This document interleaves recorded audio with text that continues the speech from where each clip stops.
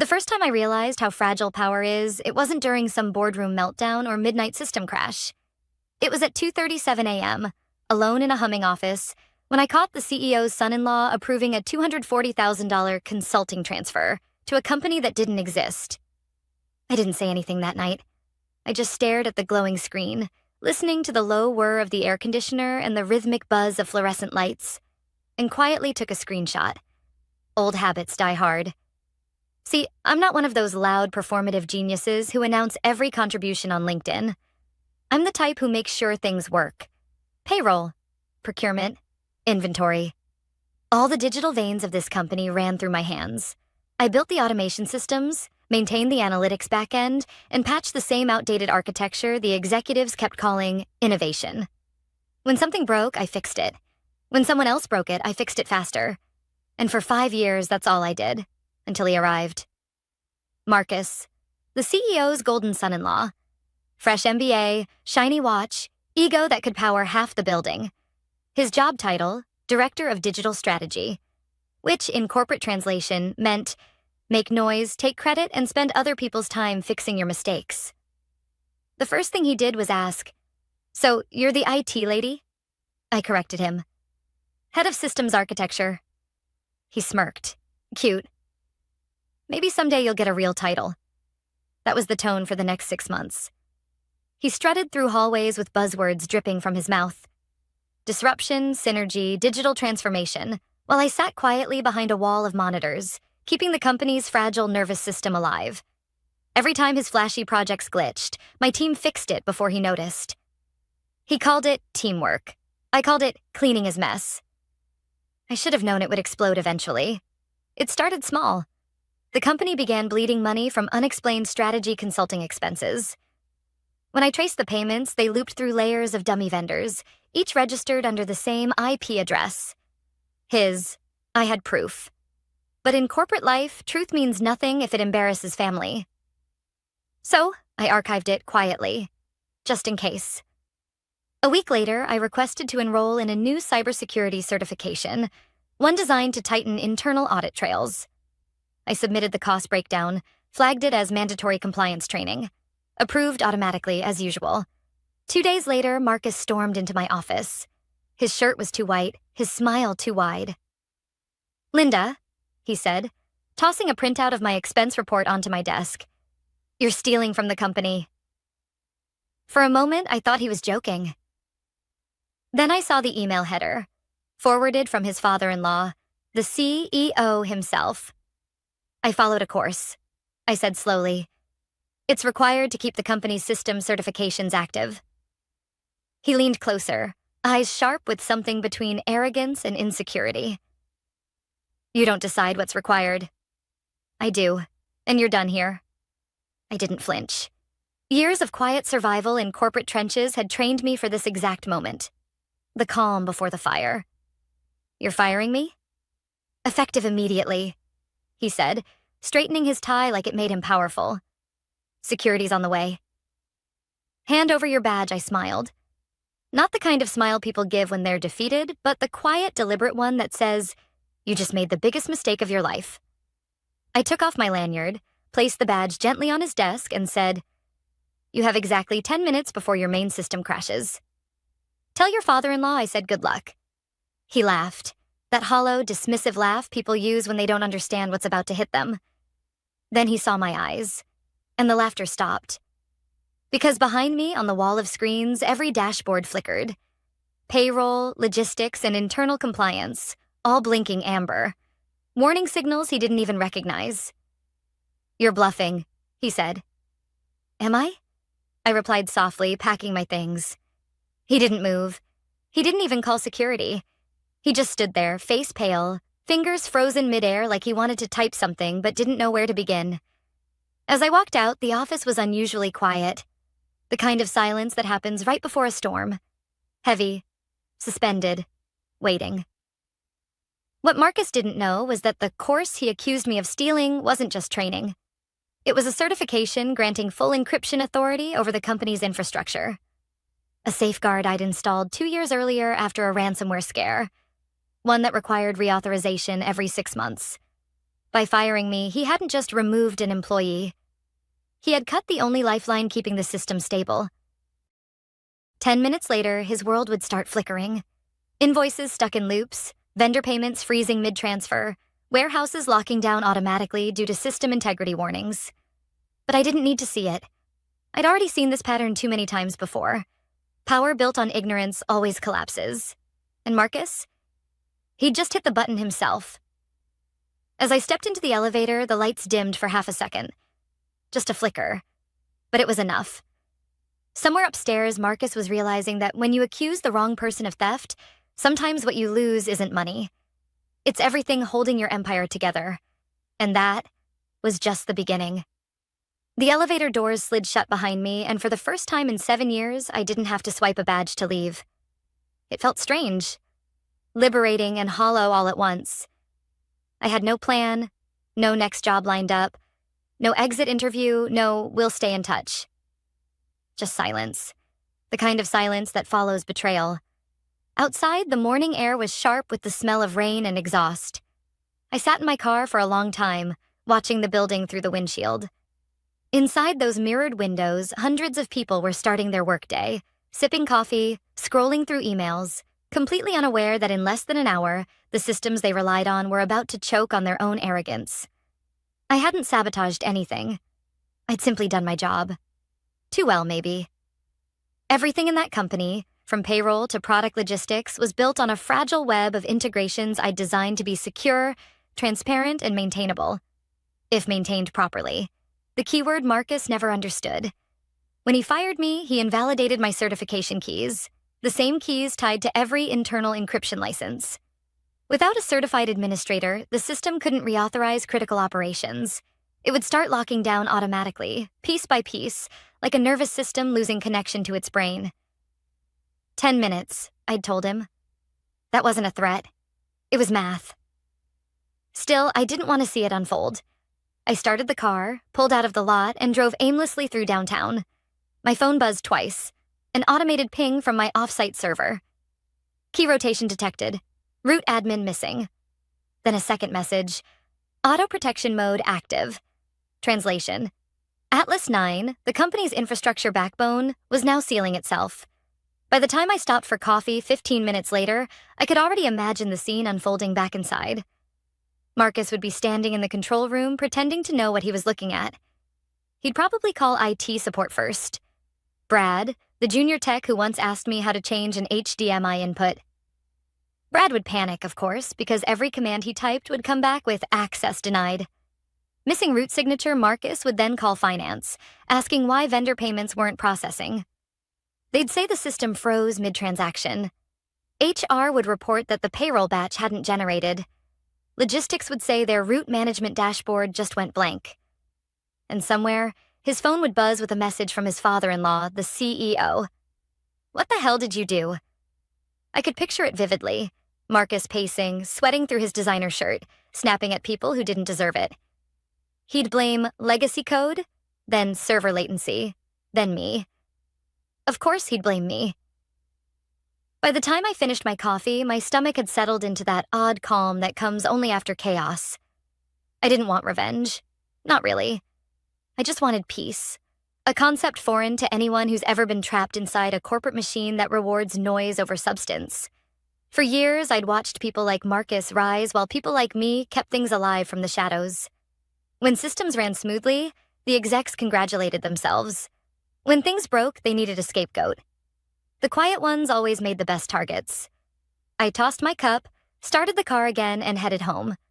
My apartment was small. 1 bedroom, minimal furniture, walls lined with books and backup drives.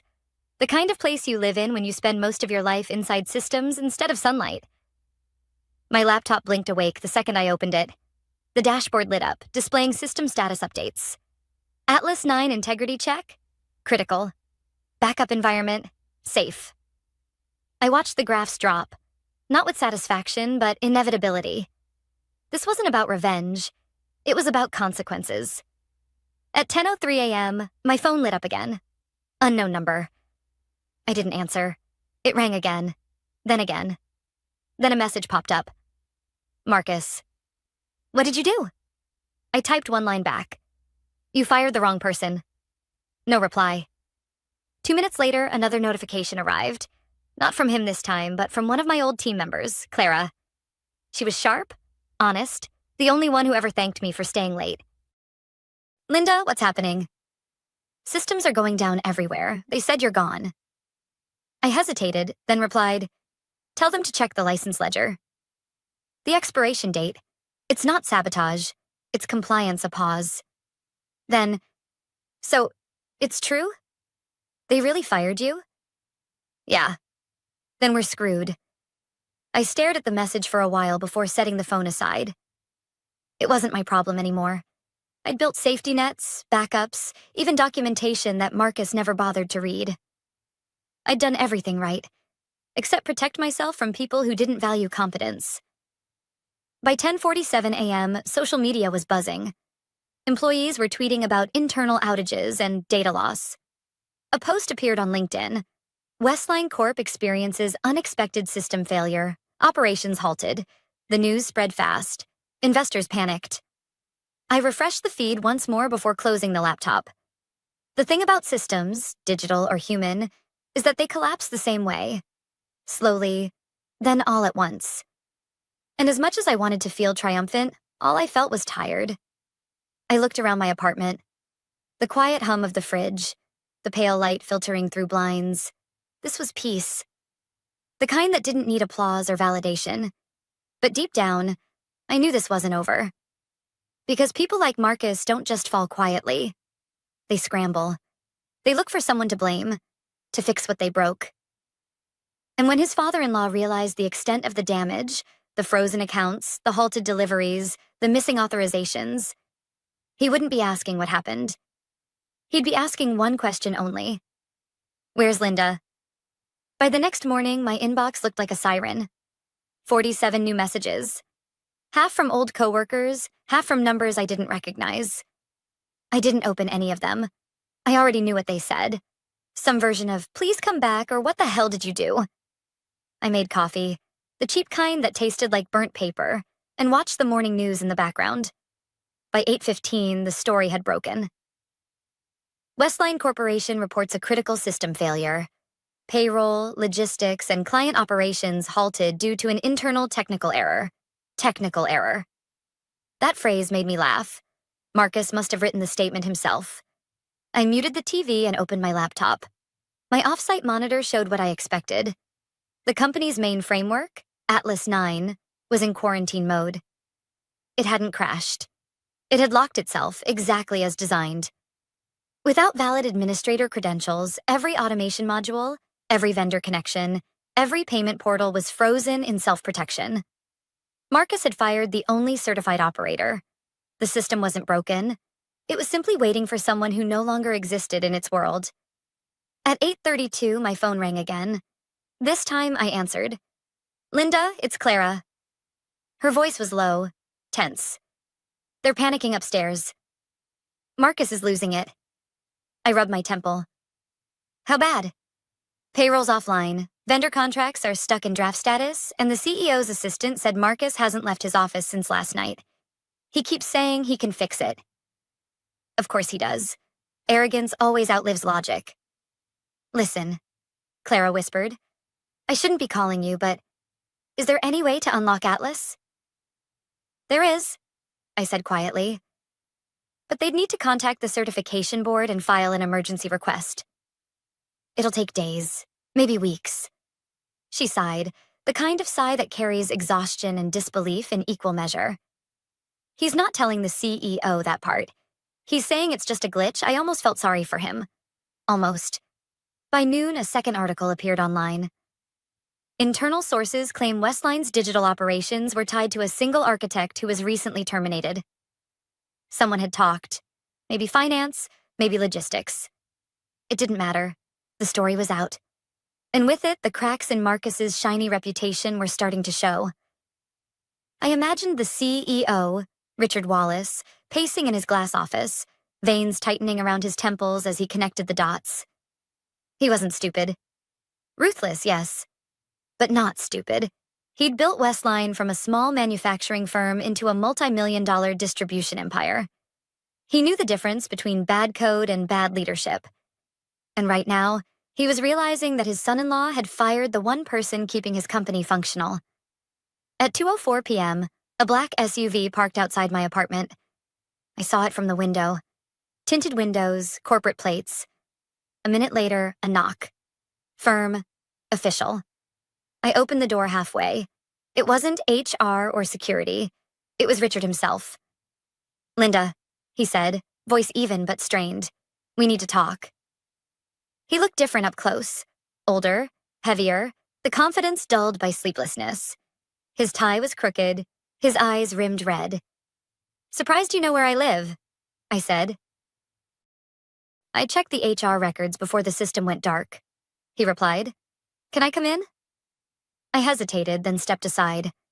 He walked in, glancing around my small apartment like he couldn't process how the person who built his empire's digital spine lived so modestly. He didn't sit right away. He just stood there, studying me. "I need to ask," he said finally. "Did you do this intentionally?" "No," I said. "You did." He frowned. "Excuse me?" "You let someone with no technical background fire the only certified administrator connected to a system built around compliance locks. The system's doing what it's supposed to, protecting itself." He sighed and sank into the armchair across from me. "I trusted him." "Marcus said you were misusing company funds." "He didn't understand the expense reports," I replied. "Those funds were federal-grade licenses. Without them, your automation pipeline doesn't even meet audit standards." Richard rubbed his forehead. "How long until everything stops completely?" "Some of it already has," I said. "The rest will go into idle mode within 48 hours." Silence filled the room. Only the faint hum of my laptop fan broke it. Then he said quietly, "Can you fix it?" I looked at him. Really looked at him.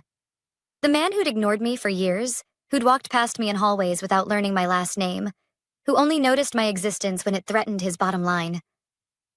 "I could," I said, "but I won't." His eyes snapped up. "You're angry?" "I get that, but people's jobs are on the line." "People's jobs were always on the line," I interrupted. "I stayed late every night making sure no one missed a paycheck because your golden son-in-law rerouted budget approvals through a sandbox account. I protected this company from his mistakes, and you let him call me a thief." Richard exhaled slowly, like a man finally understanding the cost of arrogance. "I can pay you." "It's not about money," I said. "It's about respect. You built a company that rewards noise over skill. You let a man who can't read a system log decide who's valuable." He stared at the floor. "So that's it?" "That's it." He stood, adjusted his tie, and nodded once. "You're a remarkable woman, Linda." "I wish I'd realized it sooner." "Most people do," I said softly. He left without another word. The SUV door shut, engine humming low as it pulled away. That night, I sat by the window watching city lights flicker like dying servers. My phone buzzed again, this time with a message from Clara. "CEO just walked out of a board meeting. They're saying the losses could hit 7 figures. Marcus disappeared." I read it twice, then turned the phone face down. The truth was, I didn't take joy in their downfall. I just couldn't save people who refused to see the fire until they were standing in the smoke. Sometimes collapse isn't destruction. It's correction. And Westline was finally correcting itself. The following Monday started like any other. Gray skies, cold coffee, inbox full of noise. But this time, I wasn't the one holding the system together. I was watching it unravel from a distance. At 7:15 a.m., a notification popped up on one of my private dashboards. I'd left it active, not for revenge, but because part of me couldn't look away. Old habits die slow. The alert said, "Atlas 9, emergency mode initiated, primary operations halted." Translation? The company was in free fall. A few minutes later, a message from Clara appeared. They brought in outside consultants. 3 firms. Nobody can get access. Every portal requires your biometric key. Marcus hasn't been seen since Friday. I read it twice. Trying to feel something. Guilt, satisfaction, regret. Nothing came. Just a steady, quiet calm. The kind that comes after surviving a storm you didn't start. Still, I opened a live feed of Westline's internal network status. Most of the servers were flashing red, a few orange, and a handful gray. Shut down by choice, I guessed, in a desperate attempt to isolate the damage. But there was no damage. Not really. The system wasn't broken. It was obeying. I'd designed it that way. The longer I looked, the more I realized how fragile everything had been all along. It didn't take sabotage to destroy a company. Just ignorance and arrogance in the same room. By mid-morning, my phone rang again. It wasn't Clara this time. The caller ID said unknown. Against my better judgment, I answered. Linda Taylor? The voice was crisp, professional. This is Thomas Grant from the board of Westline Corporation. We'd like to discuss a potential consulting arrangement. I smiled slightly. There it was. The inevitable call. I'm listening, I said. The situation is serious, he continued. We've lost access to nearly every operational system. Vendors are panicking. Payroll's frozen. Legal says we could face penalties if deliveries don't resume. We understand you were the system architect. I was. I corrected him. Past tense. He hesitated. We'd be willing to offer a substantial consulting fee for your immediate return, just until the system stabilizes. How substantial? 5 figures. I almost laughed. They were losing millions, and they were offering me what they'd pay a marketing intern for a month of work. Mr. Grant, I said evenly, what's happening right now isn't a crash. It's a security measure. Atlas 9 requires reauthorization through the same certified account that built it. That account no longer exists. He cleared his throat. So it can't be reversed? Not unless you restore the certification through proper channels, I said. It's federal-grade encryption. You can't just reboot it. He was silent for a long moment. Marcus said you threatened the company. I leaned back in my chair. I didn't threaten anyone. I warned him that afternoon the news got worse for them. A leaked memo hit social media. Screenshots of Marcus's fake vendor accounts, his consulting transfers. The story exploded within hours. Hashtags, speculation, investors fleeing like rats from a burning ship. I didn't leak it, but I knew who did. Clara. She'd always had a quiet sense of justice. She didn't owe loyalty to men who built empires on lies. By evening, I watched the local business channel report it like a corporate autopsy. Westline's internal systems remain offline for the 4th day. Sources close to the board confirm an ongoing investigation into mismanagement and financial misconduct. They didn't name Marcus, but they didn't need to. His face was already plastered across every finance blog in the city. I thought about Richard, the CEO, sitting in his office surrounded by chaos, probably wondering how his empire fell apart so fast. He'd call it betrayal, maybe even sabotage. But the truth was simpler.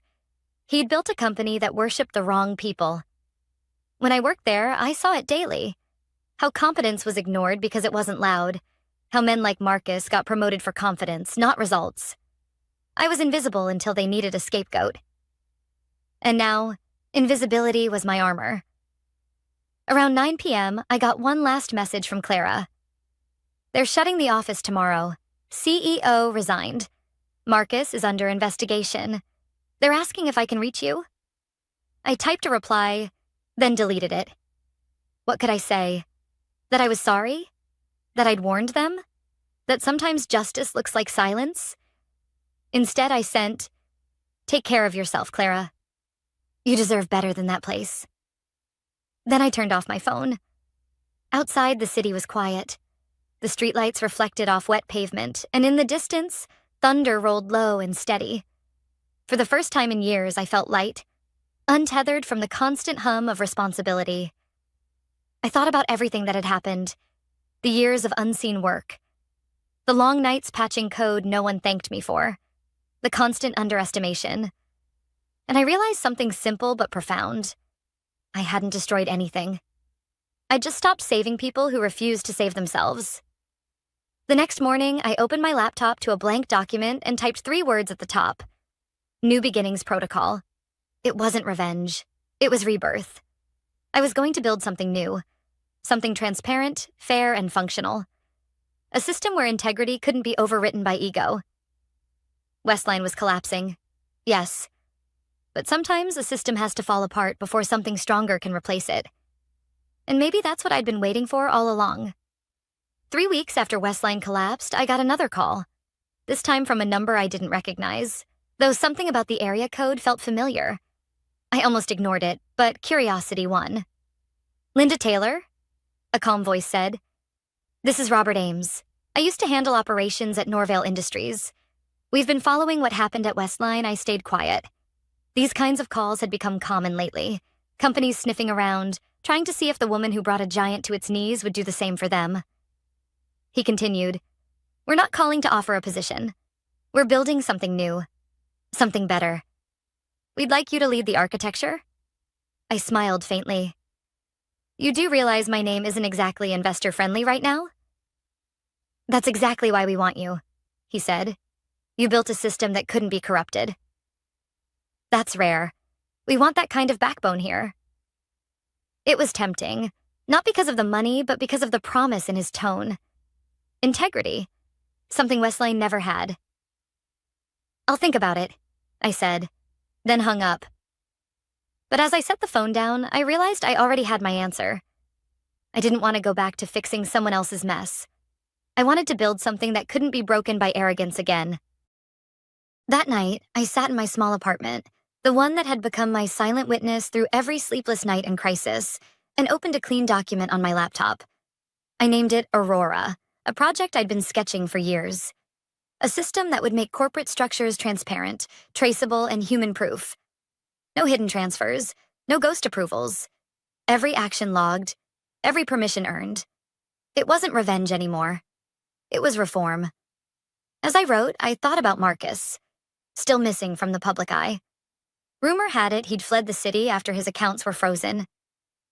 Investigators found trails of falsified invoices and consulting contracts under his signature. It was only a matter of time before they caught up. Richard, on the other hand, had resigned. The last article I read said he'd sold his remaining shares and moved to the coast. The company that once boasted of digital transformation leadership had filed for bankruptcy protection, and Clara, she'd landed on her feet. Another firm had hired her almost immediately after the shutdown. She messaged me once, just a short note. "It's different here." They actually listen. "You were right all along." I smiled at that message more than I'd expected to. It was proof that not everything good gets buried under bad leadership. Some people notice. Some people remember. A few days later, I received an email from a journalist. The subject line read, "Interview request. The woman behind Atlas 9. The message was polite, curious. They wanted to clarify misconceptions and tell my side of the story. For a moment, I considered it. Maybe it was time to clear my name, to let people know that I hadn't taken revenge. I'd simply stopped enabling incompetence. But then I closed the email and deleted it. People like Marcus and Richard built their empires on attention. I wasn't going to rebuild mine on the same foundation. Instead, I poured everything into Aurora. Long nights, silent mornings, code that felt like therapy. The difference this time was that I wasn't building it for anyone. I was building it because of everything that happened. By the second week, I had a working prototype. It wasn't flashy, but it was strong. Encrypted with independent key layers, self-auditing, and completely owner-neutral. It couldn't be hijacked by management or disabled by one person's ego. And in the corner of the dashboard, I wrote a line of code that appeared every time the system booted. Integrity is not optional. That was my quiet rebellion. One evening, around midnight, I got another email. This one from Richard. It was short, hesitant, written like a man who'd spent too long rehearsing the words. "Linda, I owe you an apology. I should have listened. We lost everything, and it was our own doing. I know you don't owe me anything, but if you ever decide to build something new, I hope it's not too late for people like me to learn from it." I read it twice before closing my laptop. It didn't make me angry or smug. It just made me sad. For him, for the people who'd worked under him, for how many good employees had been crushed under a system that rewarded all the wrong things. But it also reaffirmed something. Sometimes people only learn when the walls fall down. A month later, I met with Robert Ames and his small team. Not in a boardroom, not in some shiny tower, but in a co-working space with mismatched chairs and real conversation. They wanted to fund Aurora. Not own it, not rebrand it, just help it grow. So I said yes. Not for revenge, not for redemption, but because I finally understood what power really was. Not control, not money, not titles. It was the ability to walk away and start over, and still be whole. As I left that meeting, the sun broke through the clouds for the first time in weeks. I stopped, looked up, and felt the warmth on my face. For years, I'd lived in the shadow of systems built by others. Now I was building one of my own. And this time, it wouldn't need saving.